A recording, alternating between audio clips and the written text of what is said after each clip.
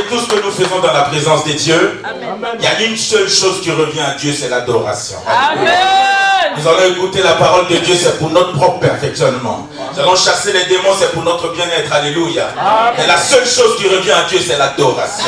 Alors quand tu acclames, efforce-toi de telle sorte que ton acclamation devienne une adoration. Alors quand tu commences à acclamer,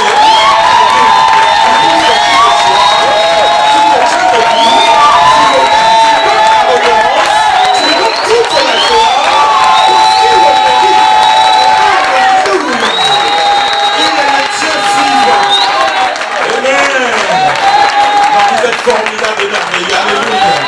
Que Dieu vous bénisse. Que Dieu vous bénisse.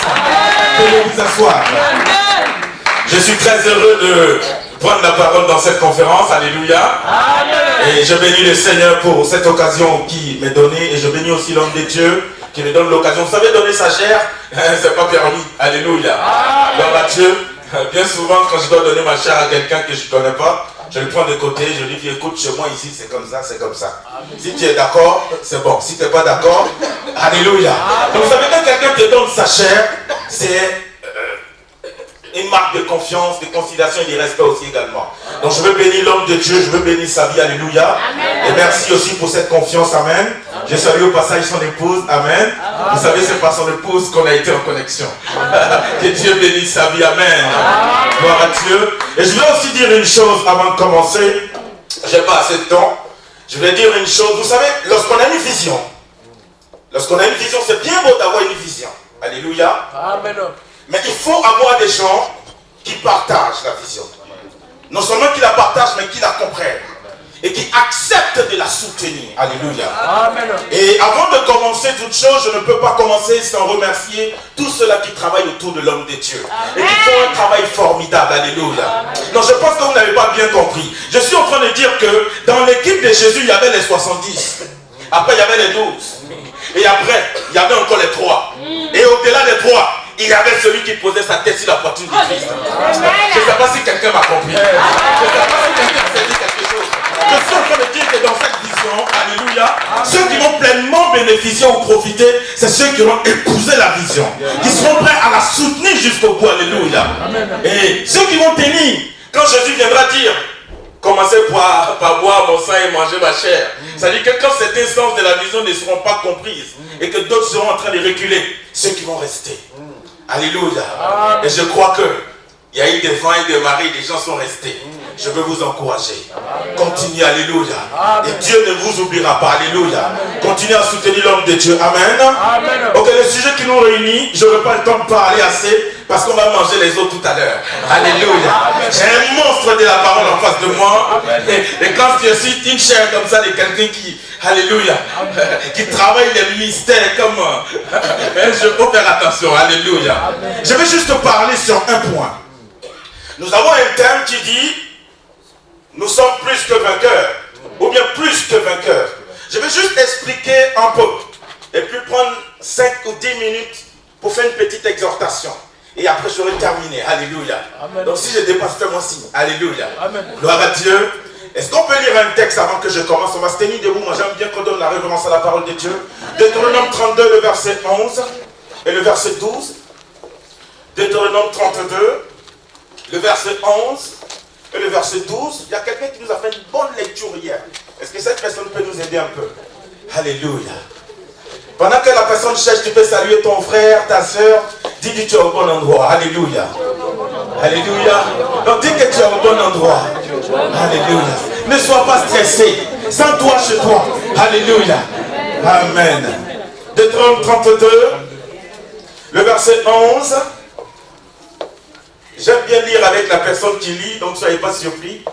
C'est qui? On peut commencer. Alléluia. Deutéronome 32, verset 11. Il fut comme un grand aigle qui pousse sa couvée à prendre son envol, planant sur ses aiglons, puis étendant ses ailes, il les a pris et portés sur ses ailes. Je vais une version lui, c'est bon, excusez-moi. J'aime bien quelques mots à entendre, je ne sais pas. C'est lui, c'est bon ça? Oui. Serviteur, aide-moi. Excuse-moi mon frère. Je vais juste retrouver quelques mots. Vas-y. Pareil à l'aigle qui éveille sa couvée. Pareil à l'aigle qui éveille sa couvée. Voltige sur ses petits. Voltige sur ses petits. Déploie ses ailes. Déploie ses ailes. Les prend. Les porte sur ses plumes. L'Éternel seul a conduit son peuple. Non, répète ça encore, serviteur. L'Éternel seul a conduit son peuple. Répète encore une troisième fois. L'Éternel seul a conduit son peuple. Et ensemble, avec lui aucun Dieu. Il n'y avait avec lui aucun Dieu. Non, je veux qu'on répète ça. Il n'y avait avec lui aucun Dieu. Alléluia. Est-ce qu'on peut acclamer la parole de Dieu? Alléluia. On va revenir à la parole. Oh, ça fait du bien de parler de Dieu. Alléluia. Ça fait un grand bien. Vous savez, on est en train de parler de plus que vainqueur. J'ai pris une définition dans le dictionnaire. Alléluia. Amen. Que je vais partager. Je sais que vous la connaissez. Mais je vais arriver quelque part. Alléluia. Que quelqu'un dise comment est-ce que je commence. Ok. Ok. Donc vainqueur. Quand on parle de vainqueur, c'est quelque chose qui est relatif à la victoire, n'est-ce pas? Alléluia. Amen. Et un vainqueur, c'est quelqu'un qui a rapporté une victoire. Mais qu'est-ce qu'une victoire? Vous êtes avec moi? Quelqu'un peut m'aider? On m'a dit qu'il y a des gens qui ont des gros diplômes ici. Alléluia. Et la victoire, c'est avoir du succès dans une lutte ou dans une compétition. Vous êtes avec moi? Quelqu'un qui est victorieux, c'est quelqu'un qui a d'abord lutté ou qui s'est retrouvé dans une compétition. Vous êtes avec moi? Et qui a remporté. Ça veut dire qu'il y a des gens qui vont compétir mais qui ne remportent pas. On ne les appelle pas vainqueurs. Vous êtes avec moi? Amen. Ok. Et aussi, le thème de la conférence nous dit plus que vainqueur. Ça veut dire qu'au-delà de celui qui remporte la victoire. Yes. Est-ce que vous me comprenez un peu? Amen. Celui qui est au-delà du vainqueur. On se suit ici? Être au-delà. Qui peut être plus que vainqueur? Je peux commencer à parler? Amen. Non, dis parle que je parle. Non, dis parle que je parle. Je peux donner juste une petite phrase. Un plus que vainqueur ne combat pas. Non, ils n'ont pas compris. Vous n'avez pas compris. Un plus que vainqueur ne compétit pas. Vous n'avez pas compris. Je vais vous expliquer. J'ai dit un plus que vainqueur, lui ne va pas au combat. Je vous donne une illustration pour comprendre. En 98, la France a remporté la victoire de la Coupe du Monde, n'est-ce pas? Mais on dit la France a remporté la victoire. Mais sur le terrain, il y avait 22 personnes, dont 11 se sont retrouvées sur le terrain. On est d'accord? Donc les 11 personnes ont couru. Peut-être qu'il y a eu des remplaçants, 14 personnes, tout au plus 15 personnes qui ont remporté le trophée. Tout le pays était en liesse dans la joie. Alléluia. C'est ce qu'on appelle la victoire. Ils ont lutté, ils se sont battus, ils ont pris la coupe. Alléluia. Mais plus tard, ils sont allés voir le chef de l'État pour lui remettre le trophée, symbole de leur victoire. Est-ce que vous me suivez? Les joueurs qui ont joué sur le terrain sont des vainqueurs, mais le président est plus que vainqueur. Est-ce que vous me suivez ici? Vous êtes avec moi pour l'instant? On va quelque part. Dites qu'on va y arriver. J'ai dit qu'on va y arriver. Alors je répète mon propos. J'ai dit un plus que vainqueur ne combat pas. Vous me suivez? Et le thème te dit que tu es plus que vainqueur. Donc si je suis plus que vainqueur, je n'ai pas à combattre les sorciers, je n'ai pas à combattre les démons, parce qu'en réalité j'ai déjà la victoire. Amen. Bon, on va aller dans la deuxième illustration. Vous allez mieux me comprendre parce que j'aime que tout le monde me comprenne. Amen. On se retrouve au bord d'un ring de boxeurs. Et vous avez un boxeur dans le ring qui donne des coups, qui se bat et qui en prend aussi. Et qui à un moment donné est affaibli. N'arrive pas à donner assez de coups. Et on est en train de voir qu'il est en train de perdre le combat. Et voici, son épouse s'approche du ring. Non chérie, ne te laisse pas tomber. Lève-toi, donne encore des coups. Refais des forces, frappe encore plus fort. Et au son de la voix de sa femme, il prend le courage. Il dit non, je ne vais pas avoir honte devant ma femme et mes enfants. Je vais frapper. Il prend la force, il donne encore plus de coups. Et puis allez, il enchaîne. KO le monsieur. On lève la main. il est vainqueur. Dans la liesse de joie, sa femme monte sur le ring, tout content dans la sueur le sang, et on lui donne la ceinture en tant que vainqueur. Il prend la ceinture, il la donne à sa femme. Il est vainqueur, sa femme est plus que vainqueur. Quelqu'un me suit ici? Alléluia.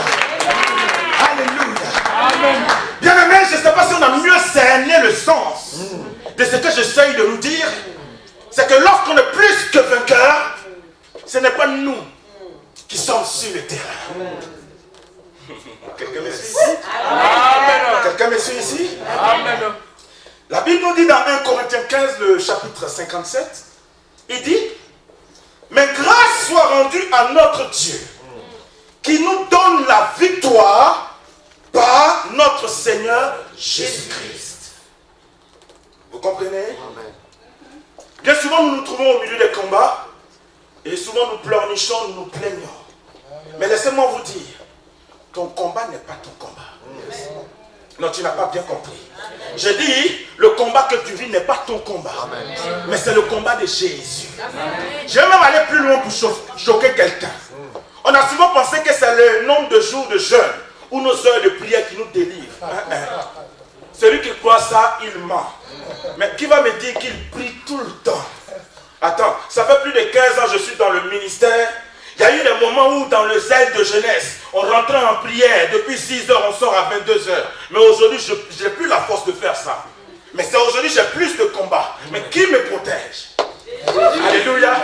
En réalité, je suis venu dire à quelqu'un ici, quel que soit le combat auquel tu es confronté, que ce soit dans ta famille, dans la société, dans tout ce que tu rencontres, en réalité, celui qui combat, ce n'est pas toi. Avant même de rentrer dans le combat, Jésus t'a déjà assuré la victoire. C'est pour cela, tu n'es pas un vainqueur, tu es plus que vainqueur. Est-ce que je peux acclamer? Donc que quelqu'un dise acclame que j'acclame. Quelqu'un dit acclame que j'acclame. Alléluia.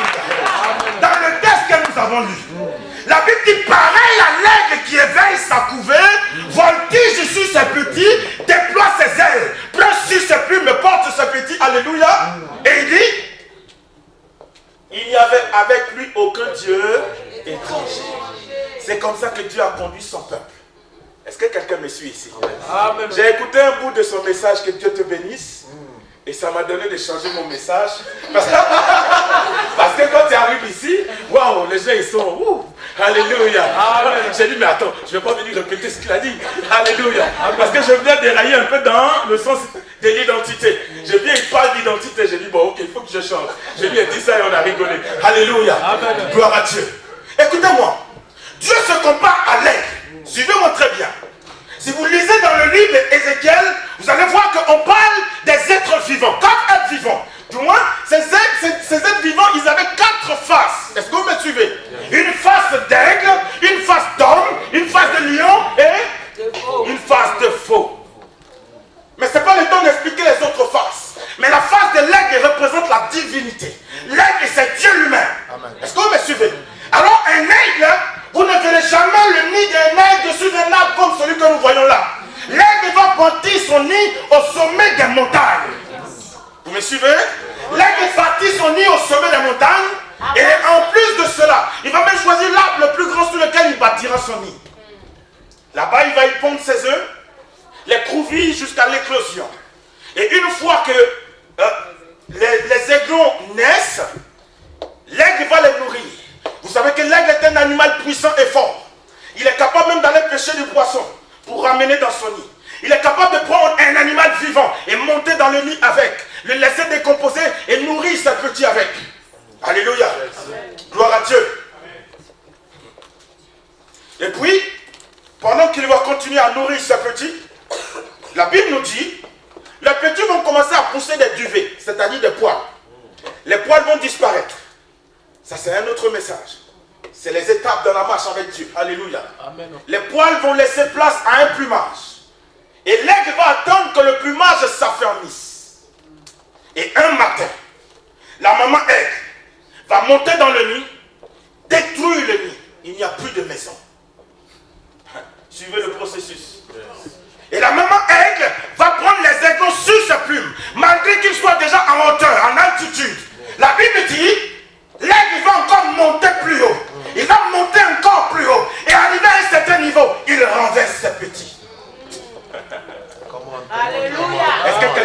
à me suivre?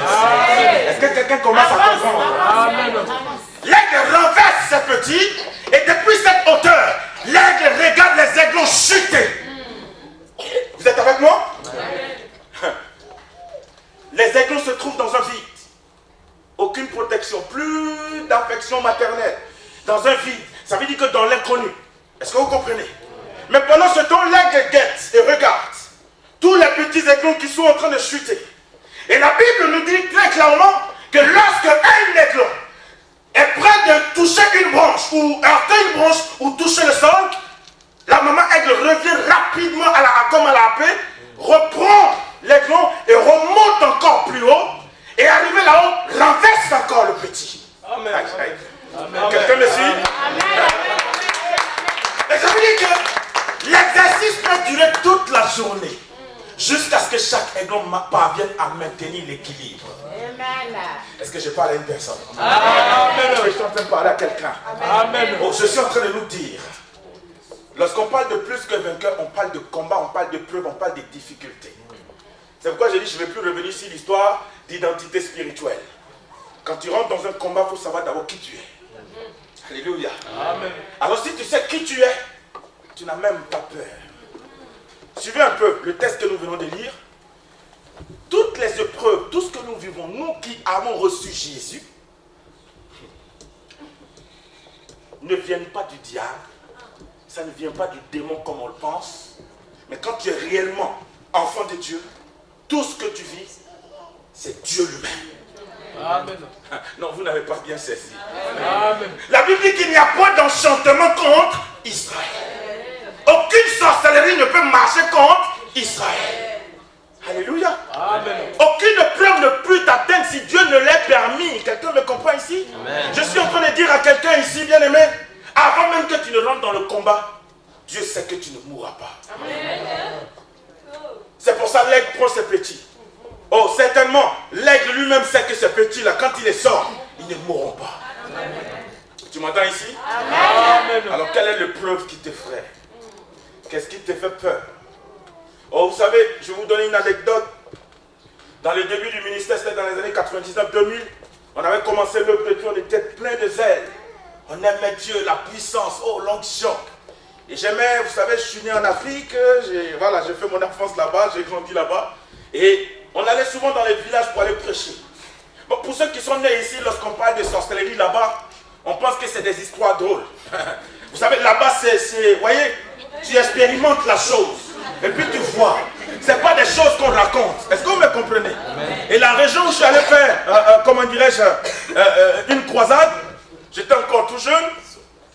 Dans cette région-là, c'est reconnu dans tout le pays comme le bastion de la sorcellerie. Ça veut dire qu'une fois dans l'année, ils font un festival où les gens viennent de partout dans le monde. Vous allez voir quelqu'un qui se met devant vous, il prend un œuf et puis il continue.